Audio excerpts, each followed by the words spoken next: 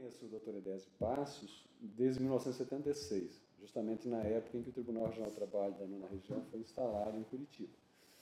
Nessa época eu fui atuar durante 3 anos como assessor de juiz no TRT da Nona Região, e o Dr. Edésio liderava um escritório de advocacia, juntamente com outros profissionais, Dr. Geraldo, Dr. Olímpio, enfim, José Salvador, que desenvolviam uma advocacia exclusivamente trabalhista e exclusivamente na defesa de interesses de trabalhadores. Então, a minha convivência, o meu contato com o Dr. Edésio resultava dessa atuação muito intensa que ele desenvolvia junto ao Tribunal Regional do Trabalho da Nona Região, as varas de conciliação e julgamento também, na época, chamavam-se juntas de conciliação e julgamento. Em 1979, eu fiz concurso para juiz do trabalho, atuei em algum período, 2 anos no interior, principalmente de Santa Catarina, mas depois voltei e passei a presidir a primeira junta de conciliação e julgamento, na época chamada de Junta de Conciliação e Julgamento, em Curitiba.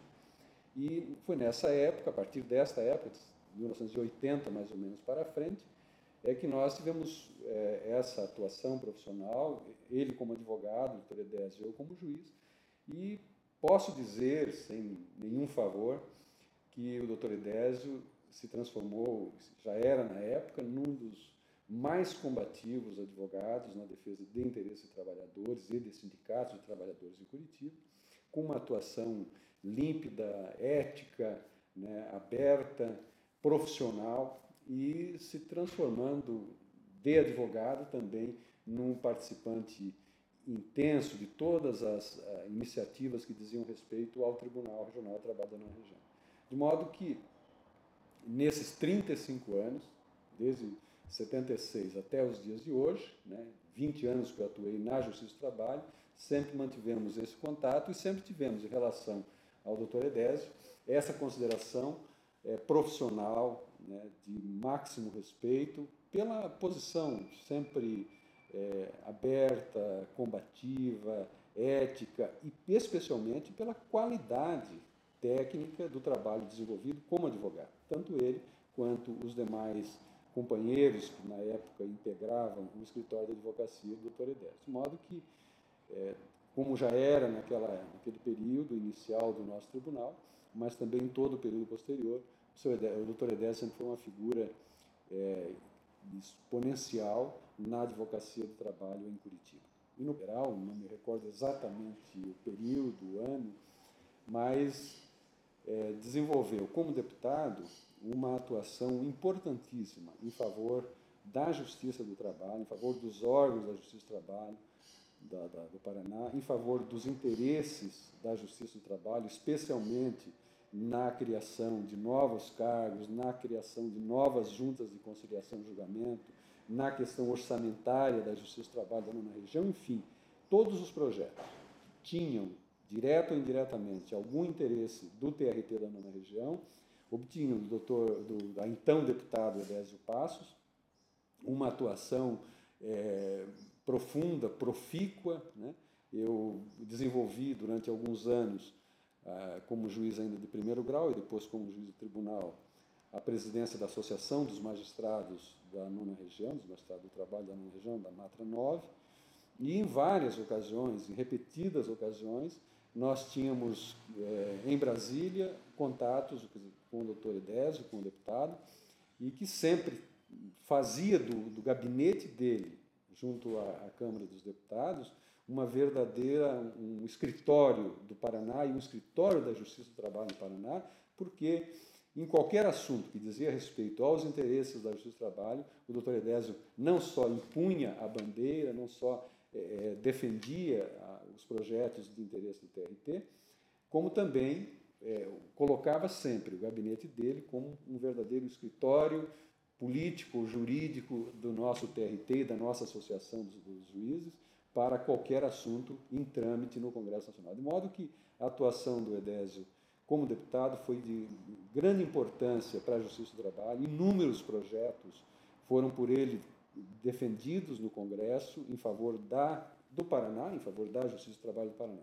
É pena e que o deputado não tenha permanecido, né? Ele mesmo algumas vezes me dizia, igual Euclides, eu não tenho um cacife econômico, eu não tenho patrocinador, eu sou um deputado independente, como sempre foi, né? E como não tenho financiamento de campanha, não tenho alguém que sustente uma campanha política que é realmente caríssima, né, para que um candidato, para que um deputado se reeleja e permaneça por vários mandatos no Congresso Nacional, ele praticamente tinha consciência, nesse primeiro mandato, que dificilmente obteria uma reeleição.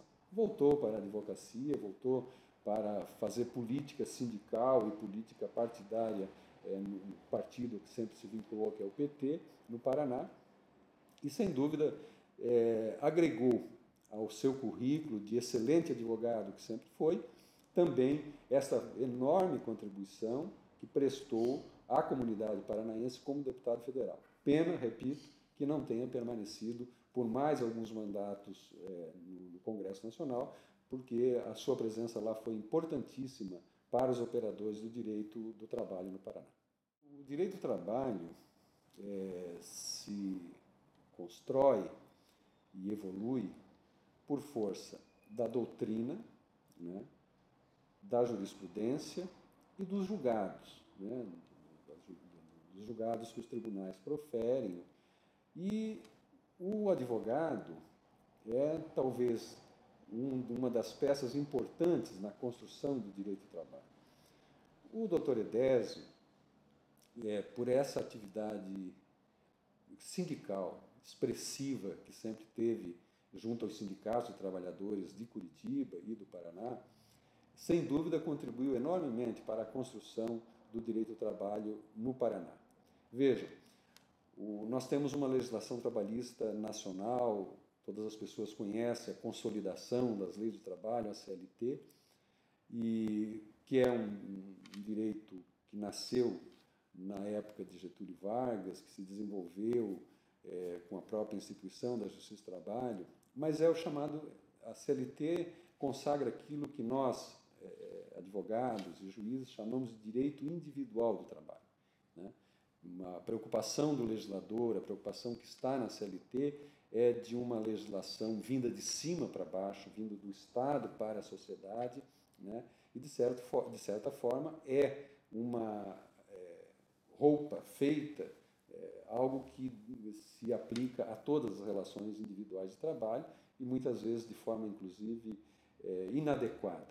Então, um outro instrumento importantíssimo para a constituição, para a criação de normas trabalhistas, é o chamado direito coletivo do trabalho, né?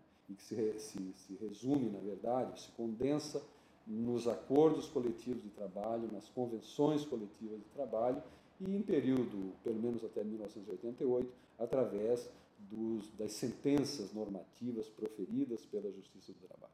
E, nesse ponto, eu não tenho dúvida que o doutor Edésio, a sua equipe de advogados que sempre atuou em conjunto com ele, tiveram uma enorme contribuição para a evolução do direito coletivo do trabalho no Paraná. Não só pela assistência jurídica, mas principalmente pela elaboração de pautas de reivindicações junto aos sindicatos, às próprias federações de trabalhadores, e é a partir dessas normas, né, sejam aquelas negociadas entre sindicatos patronais e de empregados, chamadas convenções ou os acordos coletivos entre sindicato e empresa, ou ainda, através das sentenças normativas que foram proferidas pelo tribunal com base em dissídios coletivos que eram mais amplos e mais profícuos na época, a elaboração técnica desse trabalho, na base, a partir da própria pauta de reivindicação, a sua discussão em assembleias de trabalhadores ou de empresas, a sua discussão no processo judicial, na sequência que seria o dissídio coletivo, em todas essas fases, eu tenho absoluta convicção de que o Dr. Edésio Passos prestou uma enorme contribuição,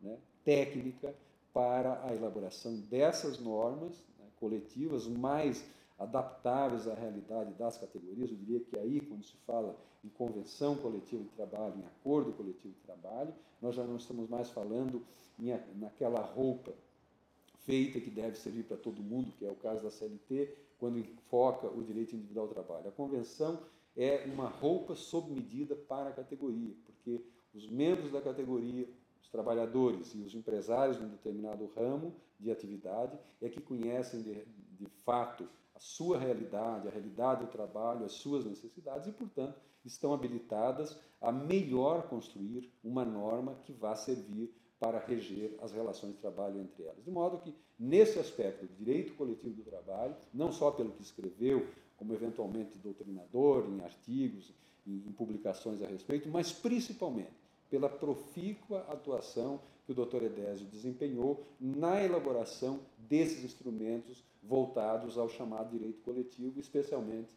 na celebração de acordos coletivos e de convenções coletivas de trabalho. Fora todas as demais atividades, como parlamentar, como advogado, eu diria que confiro pelo menos enorme importância ao trabalho do Dr. Edésio nessa questão do direito coletivo do trabalho no Estado do Paraná.